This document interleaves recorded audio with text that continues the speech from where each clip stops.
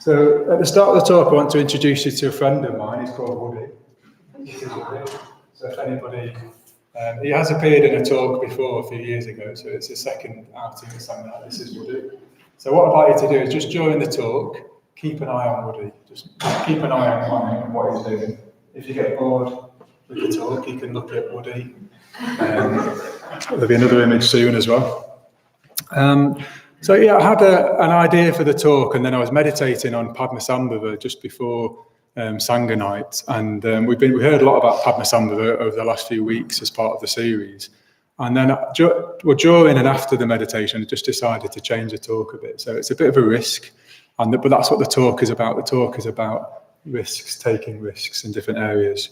So I want to start by telling you about a brilliant film that I watched last week. I watched a really, well, I thought it was really subjective, isn't it, film? But I thought it was really brilliant, and I found it very inspiring. It was called The Secret Life of Walter Mitty, and it's an old film, but I watched a modern remake of it based on a novel, a short story. And Walter Mitty is a really nice man, a really polite man, and he's quite meek, he's quite apologetic. He gets bullied a bit by his boss. He's held back in a way. You're watching him, you're thinking, well, what a nice man, but he's kind of held back in his life by fear. He's just not kind of, and you watch him at different stages, thinking, and you're just kind of supporting him, you're rooting him for him as a viewer, thinking, go on, Walter, just take that risk, and your life will be so different. And he kind of shrinks back. He doesn't want to take the risk, and his life stays the same. But then, without giving the plot away, there is a twist. There's a change, and he starts to take those risks. He's kind of propelled to start to take these risks, and his life begins to change. It turns into there's a series of challenges where he's outside his comfort zone, and again he's kind of deciding, he's kind of shrinking back, but then he goes for it, takes a risk, and his life begins to change. It becomes this amazing adventure, and it becomes really exhilarating, and it's really joyful to watch his life change, and his character change, and his personality change, and suddenly there's just so much joy in his life, and his life is a big adventure, and it starts to affect the people in his life. And at the end, he even stands up to his boss who's bullying him. He's a bit unskillful with his speech, so I'm not condoning that, but he stands his ground, and that has an impact as well. So it's a really exhilarating film. I really enjoyed watching it, and it felt like it'd come at a good time for me, and I might talk about that as well in a bit. So it can feel like we live our life sometimes with the handbrake on. It's as though we're kind of living our life with the brakes on. And it's almost like our life is in 2D rather than 3D, or it's in black and white rather than in full colour. And yeah, it's so in those crucial situations where we could take a risk, our life can change. Our life can change, but they're scary situations. There's fear there. And often we don't want to go outside our comfort zone. We don't want to change. We don't want our life to change. So our life isn't exhilarating, and our life isn't full of joy. Our life isn't an adventure. It's kind of safe, and it's comfortable, and it's predictable, like the life of Walter Mitty at the start of the film. So we were hearing from Sangha Gita last week about cremation grounds, and cremation grounds is, in Tantric Buddhism, a symbol for these crucial situations we can find ourselves in, where they're threatening and they're scary, but then there's an opportunity to grow, to change, for our life to change, for us to die and be reborn. So these cremation grounds are what we call crucial situations. It's a symbol in Tantric Buddhism for these crucial situations. And Tantric Buddhism, the Vajrayana, is an approach to Buddhism where we are living our life fully. All our energy is available and included in the Dharma life, in our Buddhist path. All of our emotions, even the emotions that seem unskillful or can seem scary or so-called negative emotions. So the Tantric Buddhism includes all of our energy, all of our emotions. And so that we've been exploring as part of this series, Tantric Buddhism, how we can make use of it in our modern life. And that film really evoked for me, that was talking about this, how we can live our life just not fully, without all that emotion, without all that energy, but how that can change when we start to face fear and live differently, to take risks. Our life can become an adventure, can become exhilarating. And Tantric Buddhism uses images that stir, even shock, awaken our energies and our emotions. So like the cremation grounds, images like bones. So the title of this talk was great title. I think it was Blood and Bones and Halos of Fire. That was the title of the talk. So the blood and bones is the cremation ground. In the Tantric Buddhism, people will use skull ornaments, skull trumpets, skull cups. We might hear about that later. So bones and blood, it's kind of images of death and fear. But they can stir us, stir our energies. It can even seem like sometimes even reality is trying to stir us. It's trying to call us out of that kind of sleepy life, that kind of life with the handbrake on. Something's trying to kind of wake us out of that, or even kind of smash us out of that. And that happened for me. That was my experience. And sometimes it still is my experience. But 20 years ago, I was gripped by fear and didn't want to take any risks. I was living in this kind of imprisoned in this life, really, of just, it's kind of, a bit of a dull life. And things changed, and for some reason I decided to go backpacking and travelling around the world, really. It was a very radical thing to do, and this was like something was kind of almost like prodding me, challenging me to live differently, to live more with more of an adventure. A whole series of things happened. I was thinking it was 20 years ago, almost to the day I went backpacking, and I remember just at the start, I just wanted to go back home again. I was in this youth hostel on my own. I didn't know anybody. Decided that I didn't like anybody, and I just wanted to go back home. I just wanted to go back to my comfortable life. I didn't want this adventure. And for the first few weeks, it was like that. I wanted to go back. I didn't want to be outside my comfort zone. But then I could really see how I was living, imprisoned by fear. And if I just let go of that fear, all kinds of adventures happened. I'll tell you about them another time, but all kinds of amazing adventures happened. Met some amazing people. And I was living a life where I didn't know what was going to happen. I'd wake up in one country, in one city. I didn't know if I was going to still be in the same city or the same country that evening. I didn't know who with. And it was amazing. It was so exhilarating, such a joyful, amazing way to live. That was 20 years ago. And it led me to look for the Dharma. I came back from travelling back to Sheffield. I didn't want to go back into that habitual life, that sleepy life. I wanted to meet like-minded people. I wanted to meet a community of people. I wanted to try and live a life more fully, a more exhilarating life. But there were still things that I was scared of, maybe I didn't realise, and things that I was no-go areas. So some of my life has started to become a bit more full colour and 3D, but still a lot of my life was closed off. And particularly my emotions, there were emotions that were just complete no-go areas that I was frightened of. Emotions that seemed unacceptable, because I'd grown up to be a nice man like Walter Mitty, and there was emotions that I didn't want to engage with, really. And one of them in particular was anger, the emotion of anger. And this is what the theme of the rest of tonight's talk is going to be, about that emotion of anger. How can we, if we're going to include all of our energy, all of our emotions, that includes emotions like anger, aggression, hatred, all kinds of emotions. The Tantra just engages with all of the emotions and encourages us to turn towards them, not to close off from them and turn away, but to turn towards them and see if they can be transformed, see if that energy can be included in your Dharma life. To bring all of those emotions on board. And then you become, if you can include all of that energy, you become a bigger, more powerful presence that can have a big impact on people's lives and on the world. And your life becomes more vivid, more exhilarating, more full of joy. So there's a figure in Tantric Buddhism that captures this approach to life, where life is seen as energy.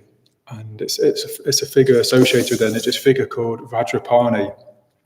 In a minute, I'll show you the image of the Tantric form of Vajrapani. But in fact, I'll do that now. Let's meet Vajrapani.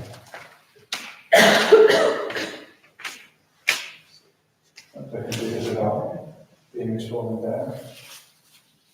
So this is Vajrapani. So this is the halo of fire. So we've had blood, bones, and halos of fire. That's the theme of tonight's talk. So Vajrapani is, a powerful presence. He's not somebody that's going to be bullied by his boss or stand back or shirk back from taking risks. Vajrapani is stomping, he's just stomping on the ground. He is, he represents a path to enlightenment that sees the universe in terms of energy and rallying all of that energy towards the cause of enlightenment, to growth, development, towards kindness, towards compassion. And he's a figure of kindness and compassion, but he doesn't look like your usual Buddha figure. So he's a figure of great power and strength. He's fearsome and fierce, destructive. He is wielding a Vajra, a diamond thunderbolt. This is a Vajra, a metal Vajra. He has a big, sagging belly. He has bulging eyes. And he has seed syllable. He chants a hung, this deep, resonant hung. So he's a colossal figure. He has this deep blue body, swelling with unquenchable energy, filling the whole universe. And he's stamping on ground, sometimes stamping on figures. Maybe these are figures of former versions, older selves in a way that need to be destroyed so that new selves can emerge, a new version of ourselves can emerge. He's wearing a tiger skin loincloth. He has a garland of human skulls sometimes. He's wreathed in snakes, and his hair is sometimes tied up with snakes, and he wears a crown of skulls sometimes as well. He's an unshakable figure. His left hand is in the gesture of warding off demons, and his right hand raised aloft, he's brandishing this Vajra, prepared to hurl it as a weapon that never misses. So his body is surrounded by a halo of flames, crackling flames, and he had this great shout of hung echoing across the universe like a battle cry. So this is Vajrapani, a symbol harnessing all of that energy, and maybe transformed aggression, anger, all of the energy without being scared of it, but harnessing that. But it poses some questions. Well, isn't anger and aggression, isn't that destructive? Isn't that unskillful? And well, it usually is. It usually is, if it's in service of a selfish aim and kind of bound by delusion and ignorance. But then, if we are turning away from that energy, if we're repressing or blocking that energy, what a waste. Look at the energy of Vajrapani. What a waste if we're not including that energy somehow. If we can learn to harness and include that energy, what a kind of powerful presence we might be. How different our life might be. So can we find a creative use of that energy? And anger can be a signal. Anger can be a signal that something important, something valuable is threatened. And that is kind of, it's alerting to us, or something might need to be protected. There might be something that we need to stand up for and protect. Anger can be a signal to us. It can also quickly become destructive and unskillful and it can turn into hatred. And hatred is where we want the thing we see as being in the way of what we want. We want to destroy it. We want to remove it. So hatred goes further than anger. But even if that energy of hatred is used in the service of the Dharma? What if we can destroy whatever is in the way of truth? What if we can destroy whatever is in the way of growth, of progress? What if we can destroy whatever is in the way of harmony and connection with other beings? So the Tantra is challenging us to turn the colour up and take the handbrake off our emotional life and include all of that energy. And it can be exhilarating, and it can be messy, and it can be you're playing with fire. You're also playing with fire. Vajrapani is wreathed in flames, and these can be dangerous emotions, destructive emotions. So we need to also tread carefully. And so how can we do this? How can we include these emotions? How can we transform them? And I want to just lay out some areas of practice, really, almost like a process that I've been through and that you can go through. engage with these emotions. And there's so much more to say. We had a group discussion and we realised actually there's so many caveats and nuances and points that I won't have time to say. So there's probably lots of stuff you want to unpack in the groups. So please do bring those questions. If I miss something, you think, but what about this and what about that? I haven't got time to include all of it, so do take it to the discussion groups. How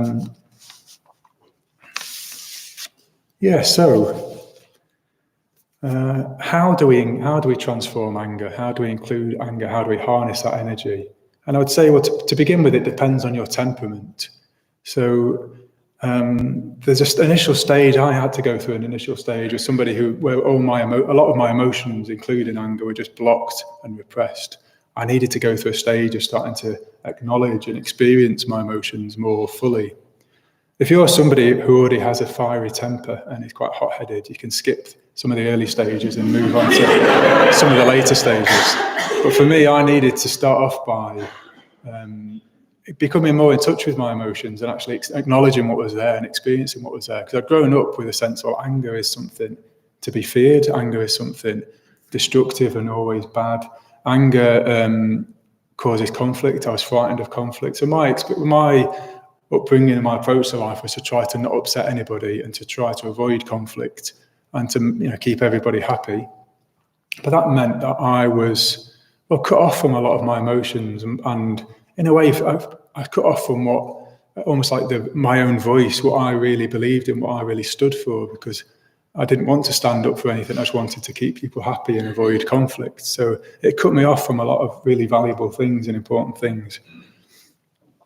And then, it's very common. You can come to the Buddhist Centre and do the Metta Bhavana and then struggle with the fourth stage. People often, when I used to teach the intro courses, would come up and say, well, I don't have anybody to include in the fourth stage because there isn't anybody I don't like and there isn't anybody that I'm angry with. And that can be a very common experience for people.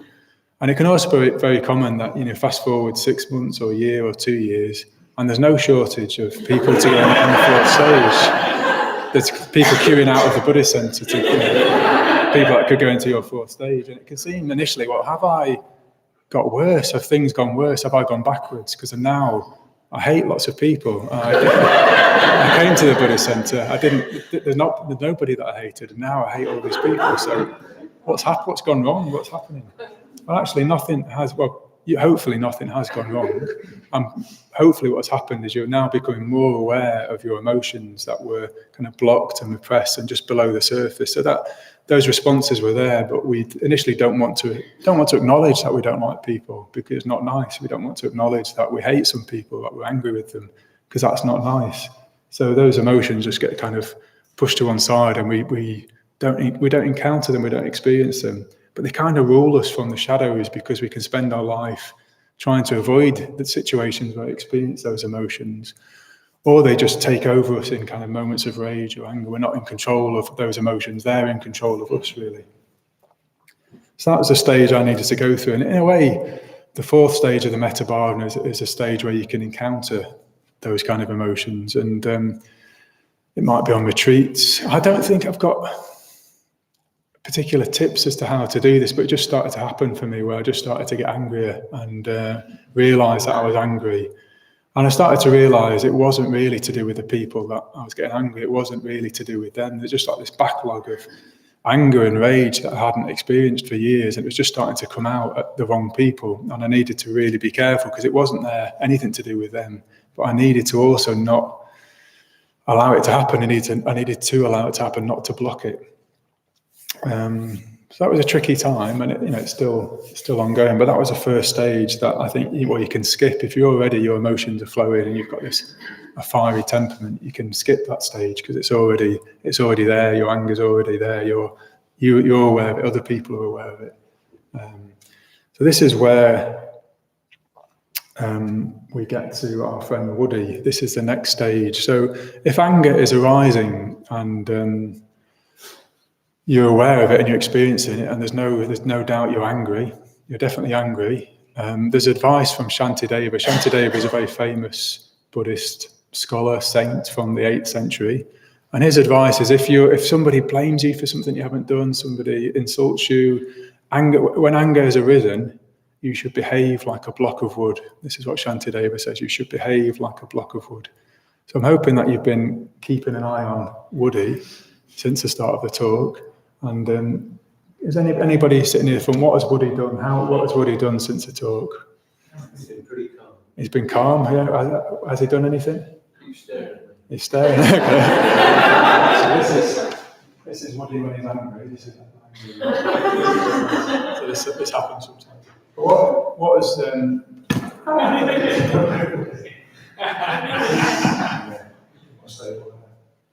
So basically Woody hasn't done anything since the start of the talk. He hasn't acted, he hasn't moved, he hasn't done anything.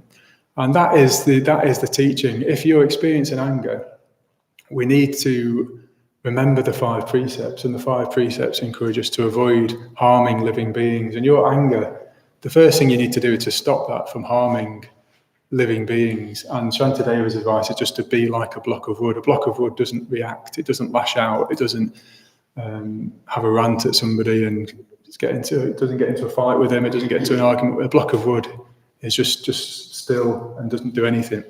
And that, in a way, is the first training, is just to not act on it, not act on the anger. The work we're doing is internal work. It's not initially external work. There's going to come a stage where there might be something you need to say to somebody. If you realise you're angry, there's something you're not happy about, you're going to need to communicate that, but not when you're angry, because that's going to go badly. If you try and communicate that when you're in a fit of rage or anger, that's not going to go well. So the first stage is just not to react, not to lash out, not to do anything. And the work we're doing is internal work.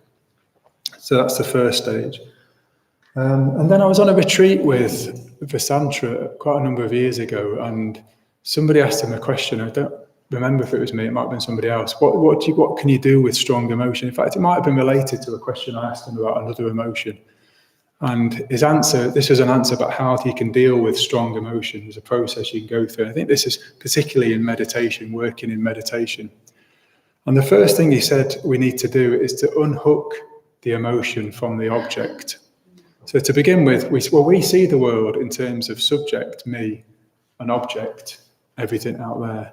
And this is the reason why our anger causes problems and is skillful, our emotions, because we are angry at the object. So to begin with, it might be, I'm angry at my fictional friend Barry, or my old neighbour Barry, who I used to get angry with. So I'm angry with Barry, and initially it's Barry's fault. Barry made me angry. Sometimes we hear people say this. I used to say this. They made me angry. And the initial thing to do is the first stage of just taking the anger away from the object and just taking responsibility for it, taking ownership of it. This is my anger. Nobody's made me get angry. Something's happened which might have been wrong. I might be upset about it, but there's a choice, a decision. It's me that's getting angry. It's not Barry that's made me angry, or whoever it is. It's not. So you initially, the first step is to unhook the anger from the object and just start to explore it more as your experience, and to take responsibility for it and take ownership for it. And that also goes along with being like a block of wood, not lashing out, not acting. You're taking responsibility, you're taking ownership. And you're going to start to turn inwards and explore what's going on and experience it more fully, but you're going to unhook it from the object. And this goes along with something that we can often do, which is projection, where I've been, so many situations where I've fallen out with somebody, or at least internally, I might have been like a block of wood and not acted out, but there've been all these stories and all these kind of resentments building up, and there's it's a whole kind of drama going on internally where I'm angry with somebody. And then when I've explored it more, I realise it's actually nothing to do with them. It's my stuff. I've kind of projected a whole story onto them, or a whole experience that happened to me ages ago, and I'm just playing it out again. I'm repeating it with this person. It's not actually anything to do with them. So if we can unhook the anger from the object, from the person, actually we can start to take responsibility for it, and often notice it isn't really anything to do with them, perhaps. Now, I'm sure in the groups you'll point out there are lots of situations where objectively people do difficult things and they are challenging, and that's slightly different. But also there's a lot of times where it's just the anger is our own stuff. Interesting thing as well to notice, if you get particularly wound up by somebody or a type of person, it might be that there's something about you that they remind you about something that you're in denial about, something you're not acknowledging. They might have a trait or a particular characteristic. There's something that winds you up. Just ask yourself, well, do I do that? Is that something I do? Because sometimes as well, we project onto other people something that we don't like about ourselves, and then we're angry with them about it. So if we unhook our anger from the object, from the person, we can take responsibility for it and we can start to explore it and often realise it's probably nothing to do with them, and we can resolve it on our own often without it involving them. Yeah. Okay. And then we can go further from that, and often in meditation as well, which is just to unhook, not just, it is to unhook the anger from the subject. So we've gone from a stage of Barry's made me angry, and we've gone a step further to be progressed to, well, it's me who's angry, I've become angry. Well, if we unhook it from the subject, that means we don't have to identify as it's I am angry, because that's something we do, is we kind of, we're just even saying I am angry, it's this is what I am. And that fixes it, this is my identity, I am an angry person, I am angry.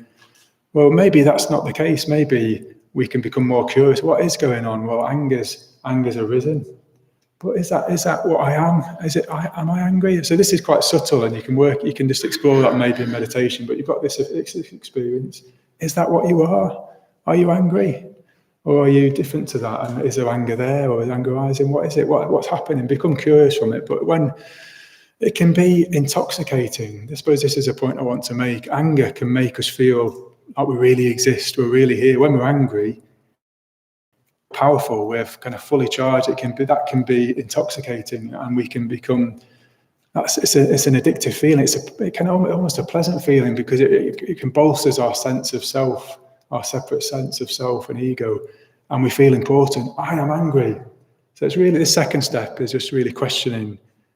Well, is that what's going on? Are you angry? Is that what you are? What is happening? And unhook, and just try and clock if we are over-identified with it, or using it as a way to kind of, in a way, separate ourselves out from the world. And this is me, this is what I am. And so the way to do that is to become, curious about it. Maybe just instead of saying I am angry, you could use a different language. Just, oh, hello, anger. Here's anger again. Just exploring the anger. What is it that's going on? Anger's arising. What's happening? Rather than I am angry and it feels great and I'm really powerful, which is different. And there's a separate area here around indignation, which is feels a little bit risky and scary, but just like with things happen which are wrong in the world, they're objectively wrong, but they're also excuses to get angry. And if we like feeling angry, we can be indignant because it's righteous. We should be angry because this is wrong, but it might just be as an excuse for you to feel angry because you like being angry, and not to take ownership for it. So things are wrong and things we can disagree with, but still not an excuse to be indignant. That's something to watch out for, because that can be intoxicating as well. And I'm sure I do this. I do this. I sulk. I can sulk for days when I've had an argument, because I like that. I like it. At some level, I must like that. It makes me feel in the right. I'm in the right, so I'm not gonna let go of that because I'm in the right. So I hold on to that for quite a few days, unfortunately, sometimes. And I've seen friends do it for weeks, just be really angry for weeks because they're right about something. So just watch out for that. This sense of the subject, I am me and I am angry. Okay, and then you can even go further than that, and this is getting quite subtle in meditation, but if you're exploring the experience of being angry, we can even unhook the label of anger and angry from the experience and just explore, what is it that's happening? What is going on? There's energy in my body, maybe there's energy in my chest and in my arms and in my stomach perhaps, and it's changing, it's moving about, I feel charged, I feel alive. But if we've taken ownership from it, we're not angry at a person anymore, and it's not me. What's left? What is the experience? What's happening? And this starts to, this is quite a subtle way of working with the energy, but you move into an area where that energy can become no longer anger in a way. It can become harness, and it doesn't have to be anger. And so So I suppose, so I don't have too much more to say about it, but just explore that in meditation, just explore what is actually happening. And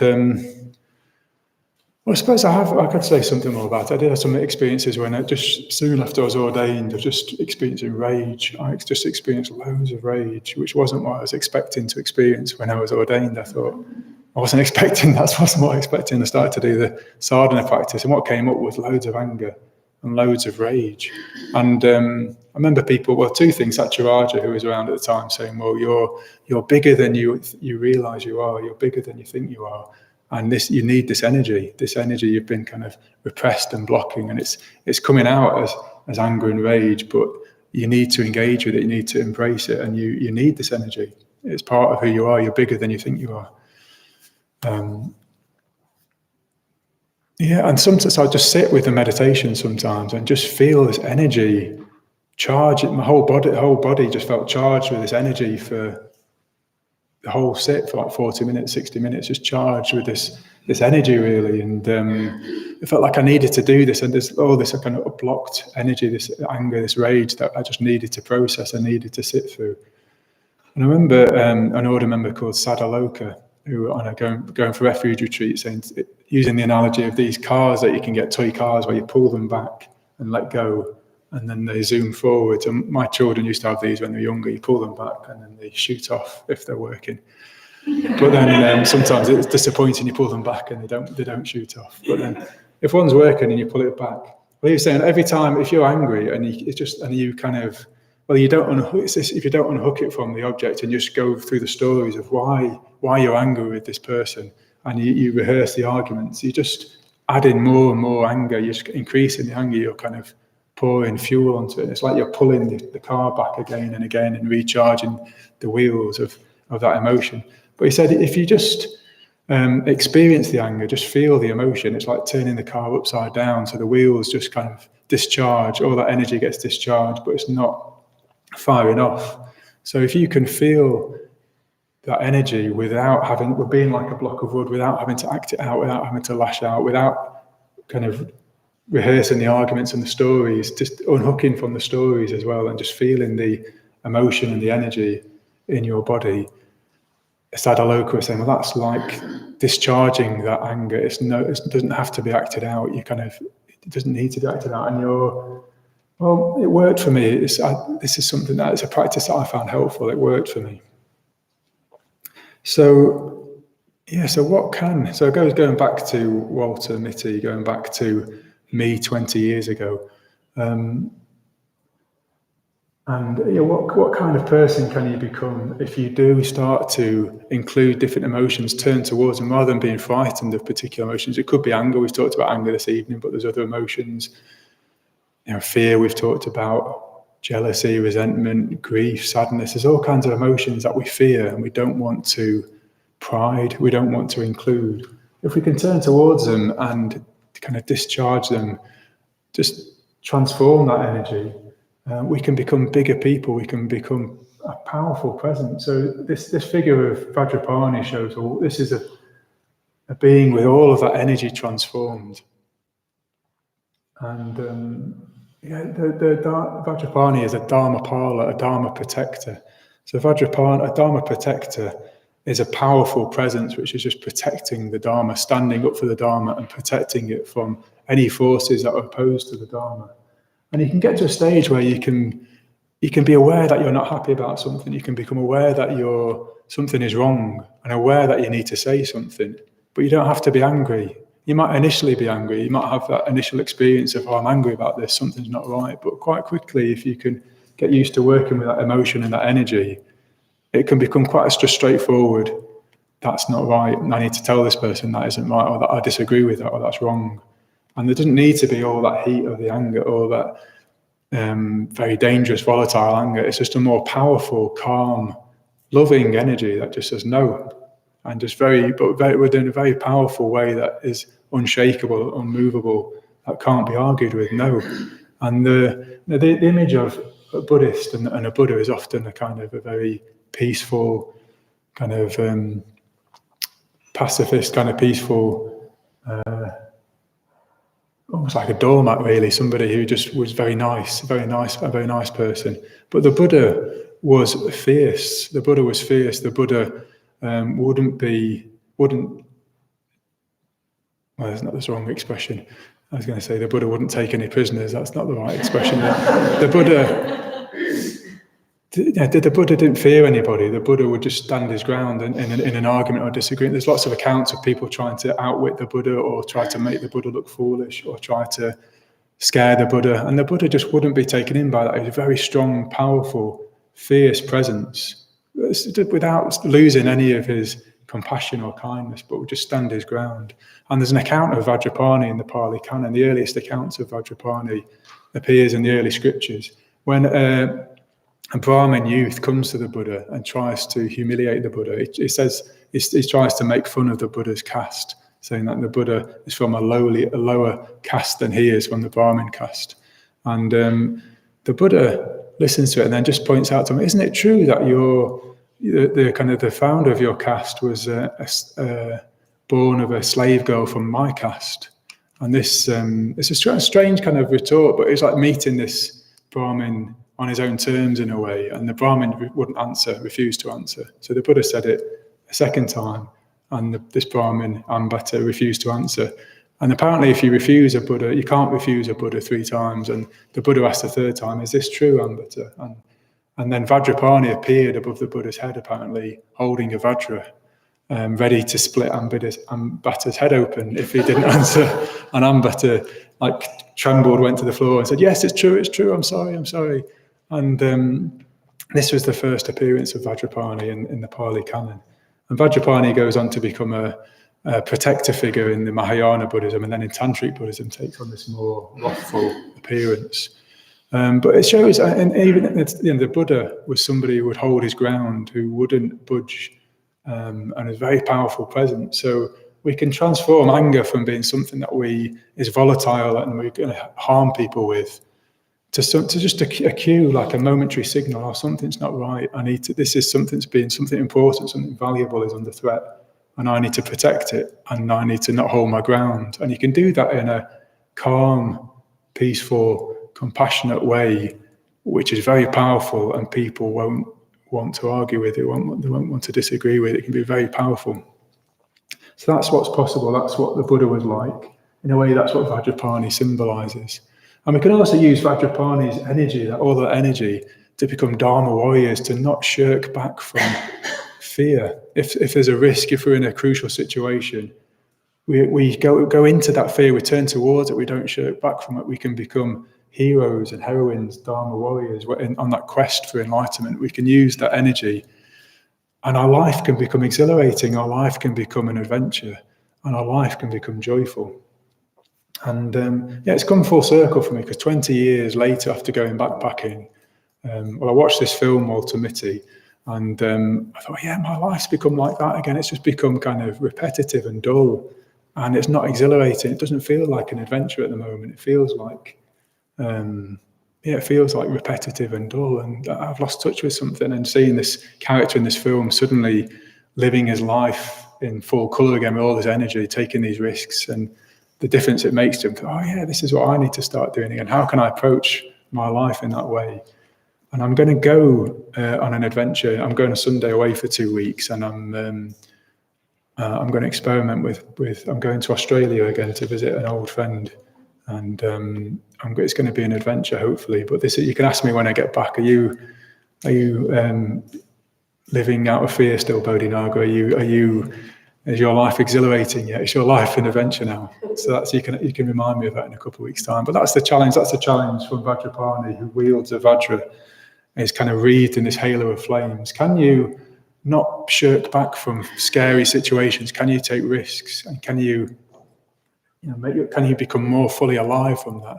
And can you not shirk away from emotions that are scary emotional situations? And can you then become even more alive by including those emotions, engaging with those emotions, transforming them? Thank you.